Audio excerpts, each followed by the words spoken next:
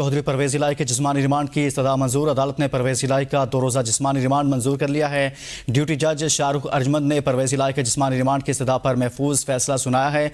आज चौधरी परवेज इलाही को judicial complex पेश किया गया था। वहाँ पर मुतल्लिका जज छुट्टी पर थे, रुखसत पर थे, जिसके बाद उनको ड्यूटी जज के सामने पेश किया गया और अब उनके 2 रोज़ा जिस्मानी रिमांड की सजा को मंजूर कर लिया गया। इसी पर मजीद बात करते हैं जमशेद कादर से। जी जमशेद कादर, बताइएगा, अदालत ने परवेज इलाही का 2 रोज़ा जिस्मानी रिमांड मंजूर कर लिया। आज बिल्कुल वज़ीर आला पंजाब चौधरी परवेज इलाही को आज जुडिशल कम्प्लेक्स में पेश किया गया था। इंसदाद दहशतगर्दी की अदालत में इन्हें पेश किया गया क्योंकि जो मुअज़्ज़ज़ जज थे अबुल हसन ज़ुल्करनैन वो रुखसत पे थे। उसके बाद जो होती हैं जज राजा जवाद थे वो भी रुखसत पे थे, जिसकी वजह से उन्हें ड्यूटी जज आज जो ड्यूटी जज FIA के जज हैं उनके सामने पेश किया गया। उन्होंने जो पहले दलाइल सुनने के बाद फ्रीकेन के दलाइल सुनने के बाद फैसला महफूज कर लिया था।